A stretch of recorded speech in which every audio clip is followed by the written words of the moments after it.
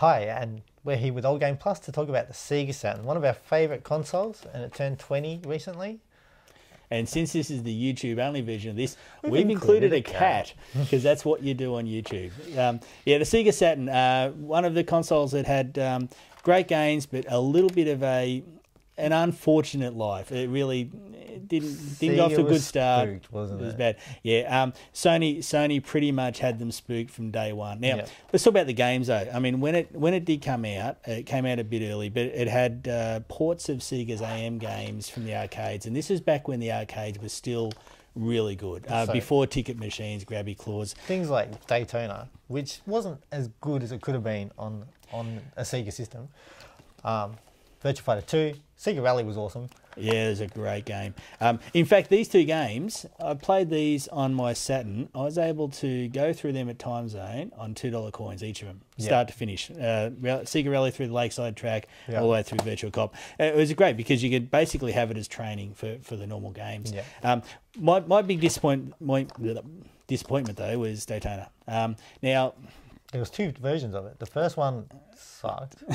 And this one sucked a little bit less. So, but it was strange because Daytona's the biggest casual game ever. Because everywhere you went back then, everybody was playing Daytona. You'd find the cabinets all over the place. And I was very surprised that Sega didn't build a console around playing Daytona now. It's so surprising that the best version of it is actually on like the Xbox 360 arcade or something. Yes, grab Daytona on Xbox Live. It is good. But see, being Sony brought out their PlayStation, which was basically designed from the ground up to do 3D, and it did a great job of that.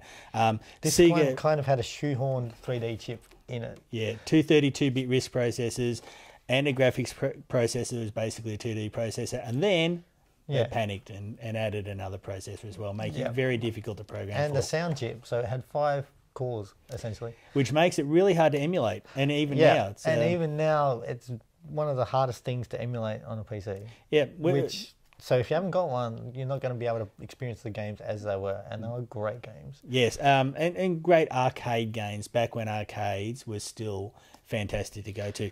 It also had a video CD cartridge, which plugged in the back. It also had a Sega Net modem, which was a dial-up modem, and you can actually play things like Bomberman online back, in 19... Yeah, precursor to the Dreamcast 96, one. Yeah, they were really getting on board online very early. Let's talk Sonic, though, because one of the things it didn't have, and I'll talk Sonic all day. So it's a Sega console, but no mainstream Sonic game. No, they had Sonic 3D and Sonic R, and Sonic R wasn't as bad as what people say, but they had Sonic Extreme in development by an American team. Apparently they wanted to use the Knights engine that Yuji Naka had put together. Was an awesome game as well. Very well, it had the controller, 3D controller built specifically for it, and was first or at least one of the earliest 3D It's controllers. Between that and the Nintendo 64, what was the first analog controller? Yeah, just for Knights. Apparently, the US team weren't allowed to use the Knights engine for Sonic Extreme, and then they were working very hard. Programmers quit, some got sick, so it never happened. What did come out of that became Sonic Adventure on the Dreamcast, but the Saturn itself was the only console from Sega that didn't have a Sonic on it, at least early on, which is bizarre because Sonic's Sega's mascot. So the mascot for this was almost Bug, which is really weird. Yeah. So there was 2 Bug games made for the Sega Saturn. Not quite the same grab. Also, we talked at the start about its unfortunate life, launching 4 months early because, to be honest, at the time they were spooked by Sony. What was coming from Sony was really a juggernaut, and they knew that. Launched 4 months early, announced without telling retailers. They got little support from third-party developers like EA and things like that.